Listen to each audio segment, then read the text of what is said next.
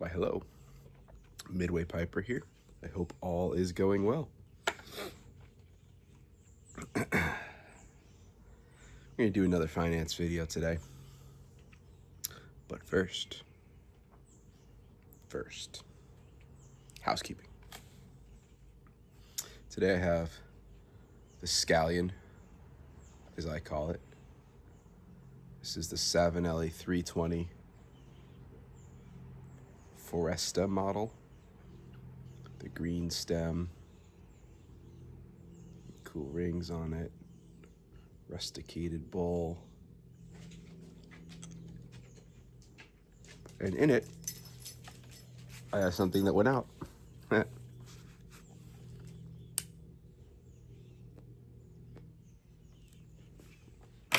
In it, I have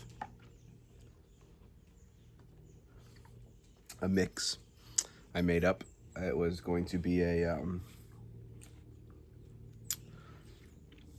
it's a trial blend for Paladin's Codger Challenge that I did not go with. However, now that it's had time to blend, it reminds me of another one. So what is it? It is a mix. So it's about 50% HU's Balkan Supreme and Balkan Passion, Balkan Passion. And Prince Albert. And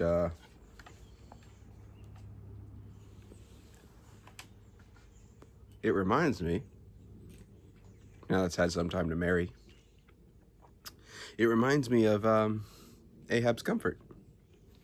But you know I'll never complain about that. Although when you consider Balkan Passion, and mix it with Prince Albert, you pretty much have a little of every type of tobacco in there, pretty much. I guess there's no Perique, but makes it a blend just like Ahab's Comfort. So why would it taste much different? Anyways,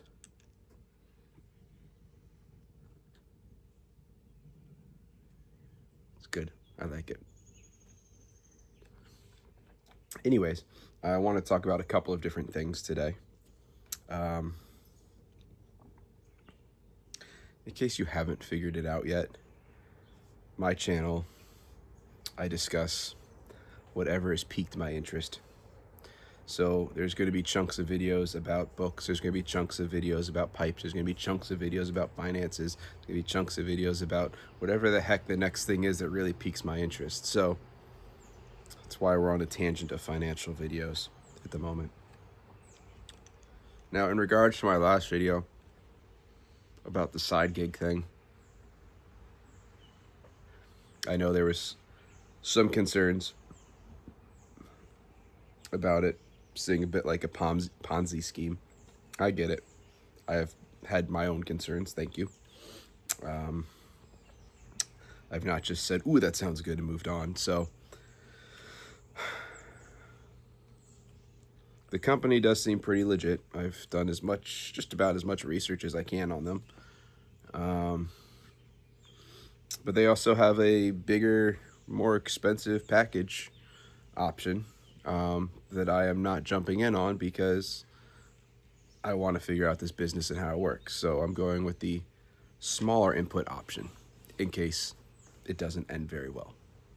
And then I'll let everybody know that it didn't end very well. So, I have not found any glaringly bad reviews about this company. So,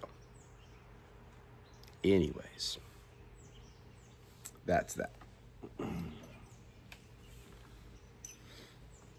Now, what I wanted to talk about today, I want to talk a little bit about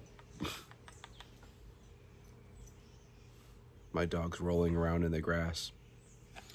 I wanted to talk a little bit about brokerage firms, brokerages to put money into for investments.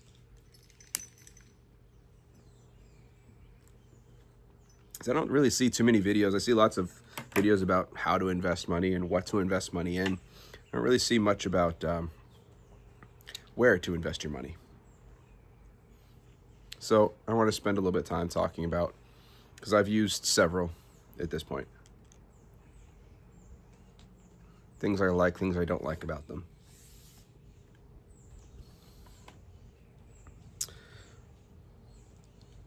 So I guess we'll start with like my least favorite one. And ironically enough, it's where I have most of my money right now. So the investment firm that I have most of my accounts with is Edward Jones. I'm guessing a lot of people have never heard of Edward Jones. It's certainly not talked about as one of the top brokerage firms like Fidelity and Schwab and things of that sort. So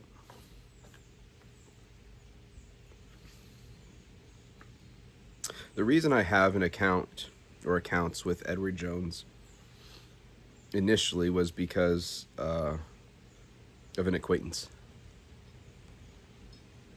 One of my good friends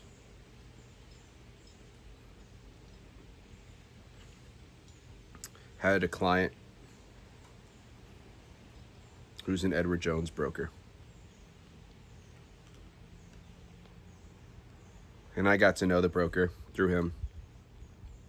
And we both opened accounts with him through Edward Jones. Now, this was back when I had no idea what I was doing with investments. We just had money. We had stocks in a couple different places after we got married, and we wanted to condense everything.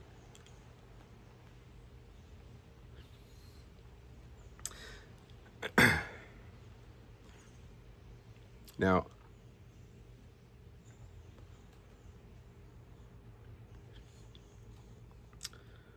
one of the reasons I initially was happy with Edward Jones, that I have grown to dislike greatly,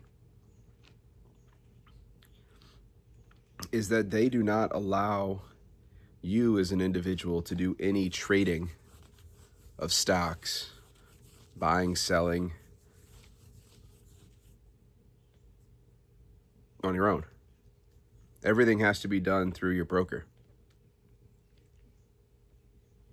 So I can deposit money into my Edward Jones account, but I can't invest that money. I have to talk to my broker to do it, which is really annoying. If I want to sell a stock, I have to go see him. And it can take a couple of days after I see him for that trade to happen.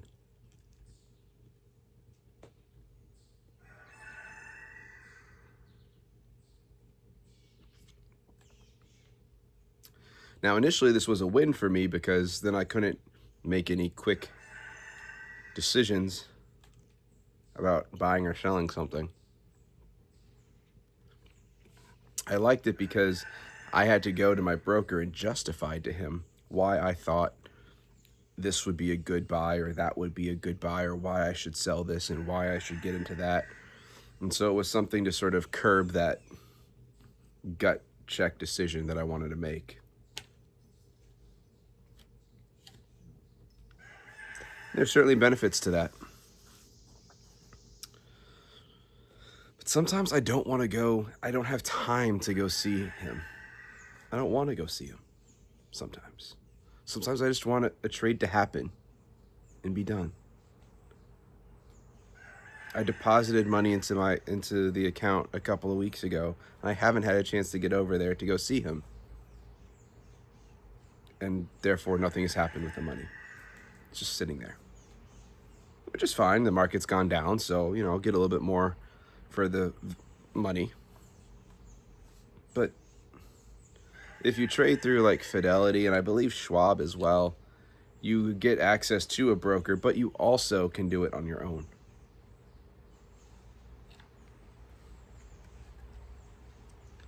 So that's a huge downside to me for Edward Jones.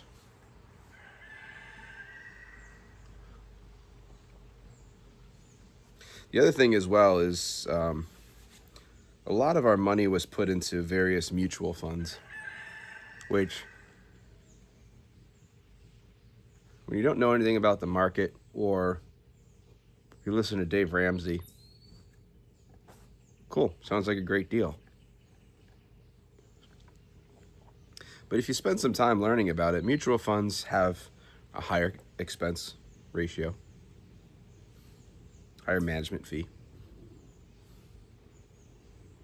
And honestly, I haven't been impressed with any of them so far. The return has been minuscule and a higher fee. That was the point.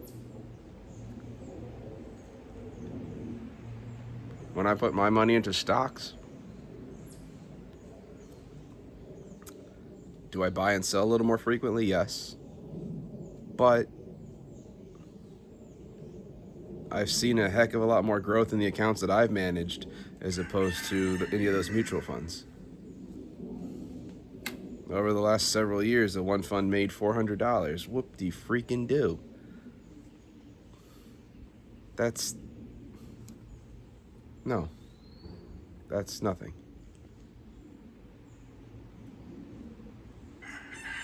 So I've been going back. I've been going through our different accounts. And every time I go see them, I'm like, hey, scrap the mutual funds in this. Let's invest it at something actual, like growth potential. So tomorrow we'll go see. We're going to go through my son's investment account I opened for him and purge all the mutual funds out of there, because I'm sick and tired. I mean, we've had them in there for a long time and they haven't done anything really.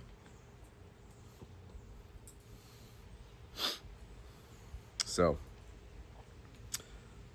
yeah, those are my big issues with Edward Jones. Is it's almost like behind the times. Edward Jones has sort of a portfolio ratio of diversification they want you in, and you've got to play some games sometimes to get around their ratios if they don't like it. There was one point I had to open a second investment account because they said I had too much stock in tech funds, and they didn't like that very much. It was ratio was too high to be all in one portfolio, in one account, as far as they were concerned, and it's my account. So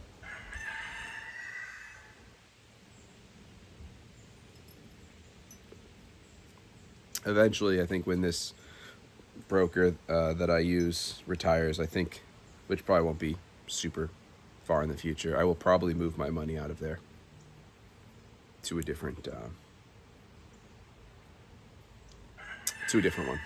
So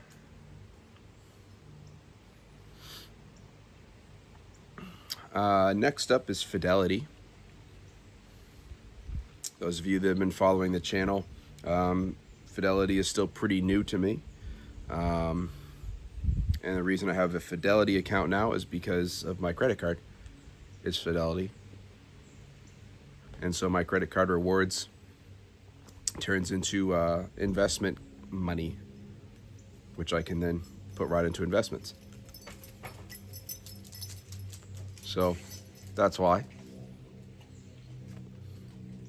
I threw a little money in it. So I haven't been through a billing cycle yet to see those rewards come through. So I want to start to figure out how Fidelity works. So I just threw a little bit of money in there and to invest and see how their platform works. It's fine. It's fine. It's very reminiscent of how Edward Jones runs things. But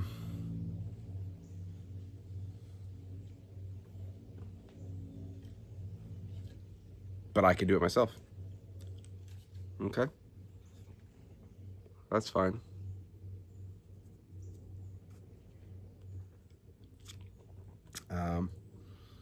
I'll give an update as time goes on, what I think of the platform.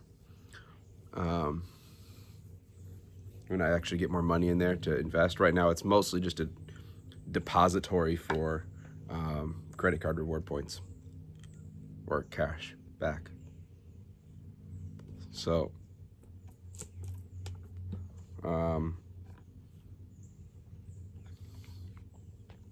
my favorite one that scratch that. I was wrong. There's another one I've used that was actually 100% my least favorite, and that was Webull. It's an app. I found that Webull app to be frustrating to maneuver around. I guess you can get some decent analytics out of it, but for the average person, it's not I didn't find it to be a very user-friendly interface. So that was actually my least favorite one. And I actually closed out my Webull account finally. Because, yeah. So my favorite one, hands down, by far, has been M1 Finance. I've talked a little bit about M1 Finance. I've stopped putting money into my M1 Finance account, and if you've been following the channel for a little while, you know why. I had my credit card was through M1 Finance, and so all my cashback rewards went into cash into that account, and then I could turn that and buy stock with it, which I loved. That was the card that really got me into that idea. But then the other month, the parent company for the credit card that managed that credit card decided they no longer wanted to offer a credit card through M1 Finance. And so with like 2 weeks notice, they canceled my credit card. Everyone's credit cards. So that was a huge turnoff to me. Is that directly M1 Finance's fault? I don't think so.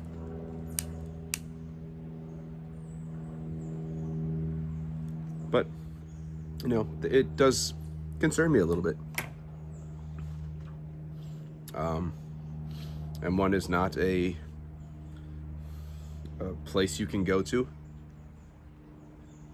They don't have offices.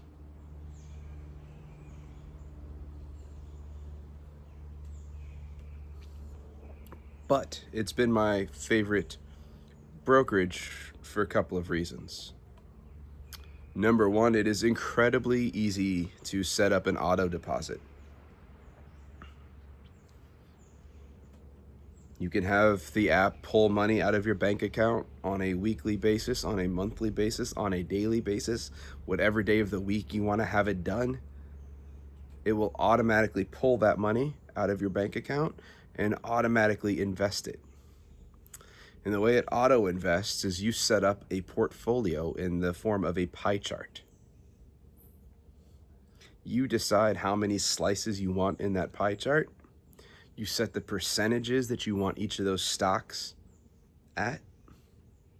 And when you put money into the account, it automatically distributes that money to bring you to those percentages. It is one of the easiest set up and forget it investment apps. By far. You create your portfolio, you set up the auto withdrawal,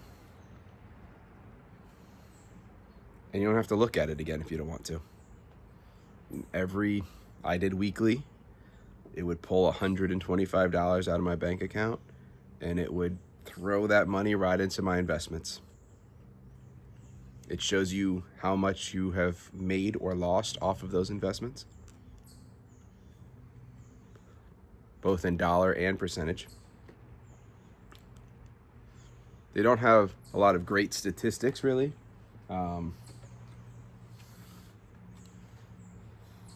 But it's fine for the average investor. It is a great set it and forget it app for investments.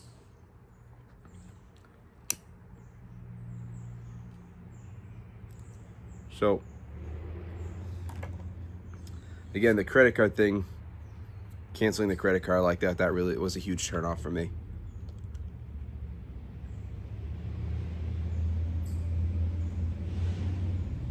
But just interaction wise, it is by far the best investment for your average Joe. You know, the Fidelity app, you can deposit money and it can take a day or two for that money to hit the account, and then you have to go in and then you buy stock automatically, or you buy the stock manually with it. There might be a way for auto investments. I haven't had it parked enough money in there yet to figure that out, but it's just, M1 made it really easy. Makes it really easy.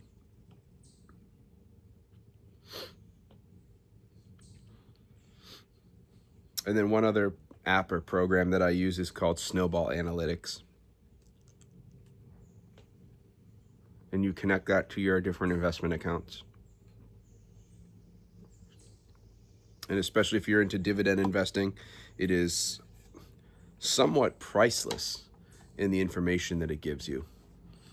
You can look at your payout calendar for dividends, and it'll tell you all the days coming up that you should expect dividends. It'll tell you how much to expect annually in dividends. It'll tell you how much the dividend is per share of each stock. It tells you the days that the money should hit your account. It tells you the cutoff day for your ex-dividend.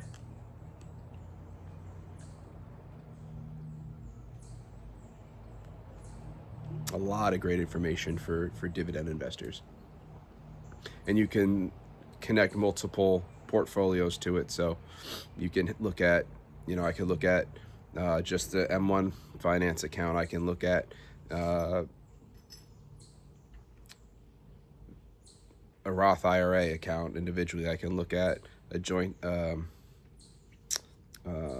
money market account. I can look at all those things separately, or I can look at my total net worth as a whole.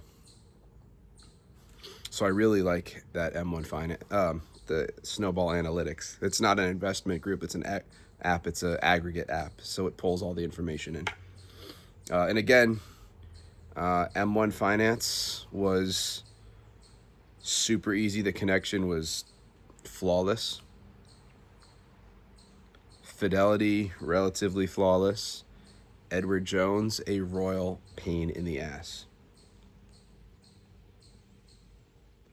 So another strike against Edward Jones.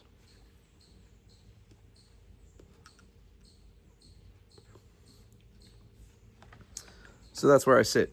I'm not going to say anything about Schwab or Vanguard because I don't have accounts with them.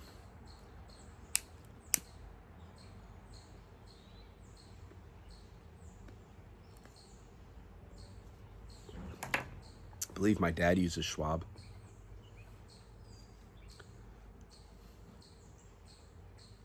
But